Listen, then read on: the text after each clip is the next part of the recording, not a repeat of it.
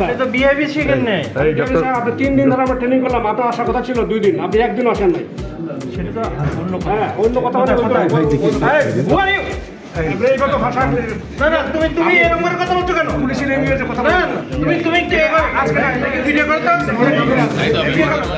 হাসপাতালের অব্যবস্থাপনা নিয়ে স্বাস্থ্য অধিদপ্তরের মহাপরিচালকের সঙ্গে তর্ক জড়িয়ে শনিবার ব্যাপক আলোচনায় আসেন ডক্টর ধনদেব বর্মন। এ সময় তাকে তাৎক্ষণিক বহিষ্কারের নির্দেশ দেওয়ায় দেশ জুড়ে শুরু হয় ব্যাপক সমালোচনা। এ সময় নিজের পদোন্নতি না পাওয়া নিয়ে আক্ষেপ করেন আলোচিত এই চিকিৎসক। পরবর্তীতে এসব ব্যাপারে অনুসন্ধানে বেরিয়ে আসে থলের বিড়াল। জানা যায় সিনিয়র হওয়ার পরও কেন পদোন্নতি পাননি এই চিকিৎসক।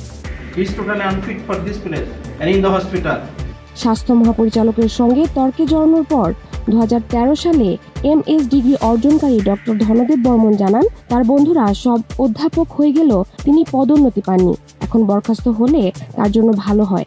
অথচ তার পরিচিত চিকিৎসকরা জানিয়েছেন ময়মনসিংহ শহর থেকে বিভিন্ন ক্লিনিকে অপারেশন করার সুবিধা নেওয়ার জন্য আগে পদোন্নতির জন্য আবেদন করেননি তিনি। পদোন্নতির একটি শর্ত হলো বার্ষিক গোপনীয় প্রতিবেদন জমা দেয়া। সেক্ষেত্রে তার অবহেলা ছিল। স্বাস্থ্য অধিদপ্তরের একজন কর্মকর্তা জানান, পদোন্নতি না নেওয়ার জন্য ডক্টর ধনদেব ফাউন্ডেশনে ট্রেনিং করেননি, ডিপার্টমেন্টাল পরীক্ষায় অংশগ্রহণে উত্তীর্ণ হননি, এমনকি সিনিয়র স্কেল পরীক্ষাও তিনি দেননি। তাই বিগত সরকারের সময় কোনো ধরনের পদোন্নতি তাকে দেওয়া হয়নি।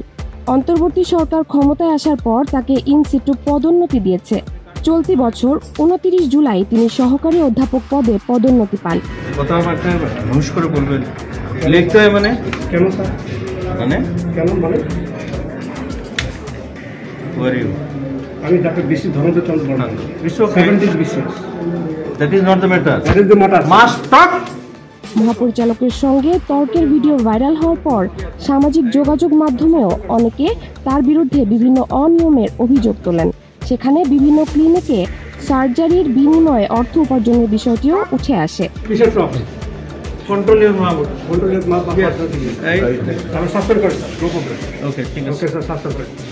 জাহারা জেবিন তন্নি, নাগরিক প্রতিদিন।